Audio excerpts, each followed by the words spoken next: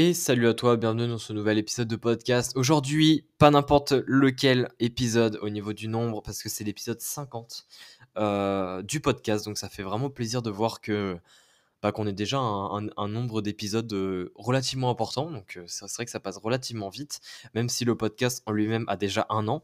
Comme quoi ça passe vraiment vite. Bref, aujourd'hui, je voulais te parler plutôt d'un rappel très important que beaucoup de personnes ont tendance à oublier.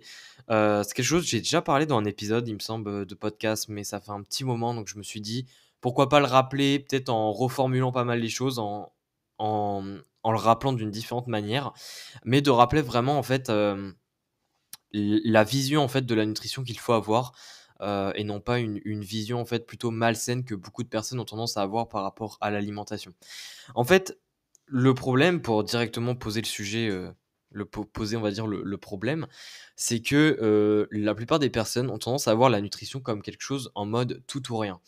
C'est-à-dire que soit tu manges parfaitement, soit tu manges très mal. Beaucoup de personnes ont tendance à se dire ça, à se dire soit tu fais partie soit tu fais partie d'une catégorie, soit tu fais partie de l'autre. Et pour eux, il n'y a pas d'entre-deux. Alors que pourtant, une alimentation, comme on le dit généralement saine, en fait, ne se situe dans aucun des deux extrêmes, que ce soit dans manger très mal ou manger très propre en quelque sorte. Ça ne se situe dans aucun des deux, parce que le facteur mental qui rentre en compte dans le côté sain ne peut pas être compatible avec une alimentation 100% propre. Donc c'est-à-dire, manger parfaitement, quoi. Donc en fait, l'entre-deux que les personnes ont tendance à négliger est pourtant l'objectif qu'il faudrait avoir. Évidemment, l'entre-deux, c'est quelque chose de très abstrait, parce que, l'entre-deux, ça veut dire, à la louche, tant de pourcentage d'aliments bof et tant de pourcentage, enfin, je parle bof nutritivement, et tant de pourcentage d'aliments bons nutritivement. Donc évidemment, vu qu'il y a énormément de pourcentages possibles et il y a énormément de répartitions possibles, cet entre-deux est très grand, mais c'est justement ça, en fait, qui est intéressant parce que ça veut dire qu'il peut être individualisé. Parce qu'évidemment chaque personne a un style de vie différent, chaque personne a peut-être des objectifs, de santé ou des objectifs physiques différents et donc chaque personne doit en fait avoir sa propre répartition en quelque sorte, entre son équilibre mental et son équilibre physique. Parce que l'équilibre mental, il est quand même assuré en partie par le fait qu'on mange des aliments parfois un peu plus plaisir en quelque sorte, même si bien sûr, les aliments, de type, légumes et cetera doivent rester un plaisir à manger, c'est-à-dire qu'il faut prendre le temps de les cuisiner, il faut prendre le temps de les assaisonner et cetera. Ça doit rester un plaisir, mais c'est quand même pas le même plaisir que de manger, par exemple, une glace ou je ne sais quoi. Donc cet équilibre est super important à maintenir et c'est pour ça qu'il faut trouver, en fait, son équilibre à soi, dans son alimentation, et donc trouver, en fait, cet entre-deux qui nous correspond. Donc ce que je veux rappeler, en fait, ici, c'est que l'alimentation est un équilibre. C'est un équilibre et c'est pas une balance en mode soit, tu fais les choses très mal, soit tu fais les choses très bien. En fait, il faut faire les choses bien sur différents points. Donc évidemment, ce principe, en fait, d'équilibre, ce faux principe de tout ou rien ne concerne pas que le choix des aliments en général. Donc quand on dit qu'un aliment est mauvais, un aliment est bon et cetera, ça concerne pas que cette thématique-là. On a tendance aussi à utiliser, cette, cette logique de tout ou rien qui est pourtant très fausse en nutrition pour d'autres points, hein. Par exemple pour d'autres nutriments, donc par exemple pour le sucre, pour les fibres, pour le sel et cetera. On a tendance à dire: «Ouais, le sel, c'est super mauvais, il faut», en fait, on part tout le temps dans l'extrême. Et c'est ça que je veux mettre en évidence dans cet épisode, c'est que, le fait qu'on parte tout le temps dans l'extrême au niveau des nutriments, donc par exemple, soit, on dit: «Waouh, ça c'est vraiment ultra bien, tu devrais en manger toute la journée», ou alors l'autre solution c'est, «Oh non, non, non, ça c'est horrible, il faut pas du tout que tu en manges, il faut que tu le bannisses» et cetera.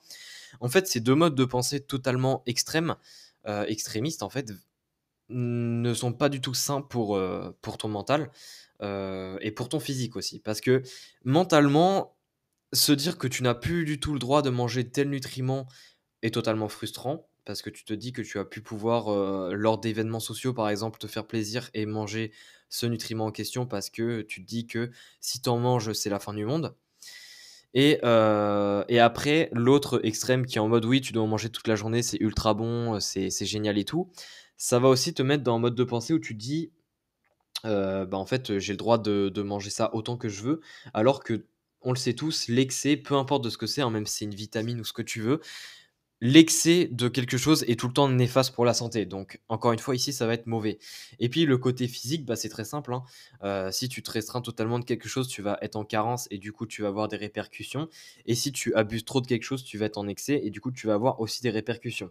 Évidemment, ces répercussions sont plus ou moins fortes selon le nutriment concerné, selon à quel point on fait les choses trop extrêmes, d'une manière trop extrémiste, en fait, tout simplement.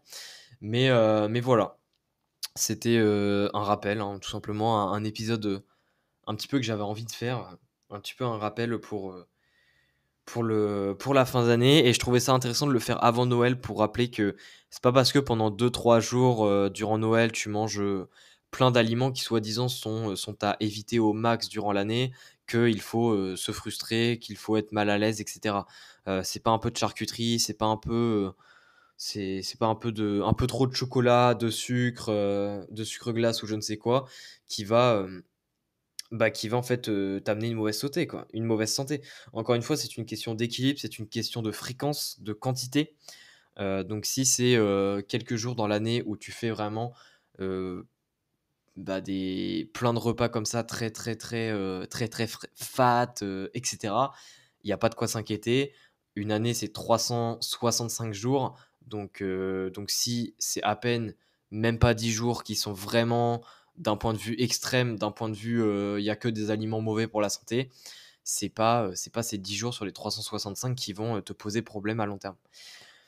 Donc voilà, là je me répète, je vais donc finir ce podcast. Cet épisode du moins. Donc, n'hésite pas à noter le podcast si ça t'a plu, à noter cet épisode avant de partir pour les fêtes. Ça me fait extrêmement plaisir. Autrement, n'hésite pas à me poser une question sur, Instagram si tu en as une, hein. N'hésite pas surtout pas à m'envoyer un message, je te répondrai, avec plaisir. Également à pourquoi pas pour Noël te prendre un petit cadeau, pour remettre en main ton alimentation dès le nouvel an notamment, hein, dès le début d'année 2022 qui arrive très vite grâce à la base de données BDO. Donc le lien de la base de données est dans la description de l'épisode du podcast. Je t'invite à aller voir, mais c'est vraiment un outil qui est formidable pour les personnes qui souhaitent reprendre en main leur alimentation, donc que ce soit d'un point de vue sportif ou d'un point de vue santé en général. Et puis sinon, je te souhaite de très très bonnes fêtes. On se dit à très très vite. Et sur ce, je te dis bonne journée. Allez, ciao ciao.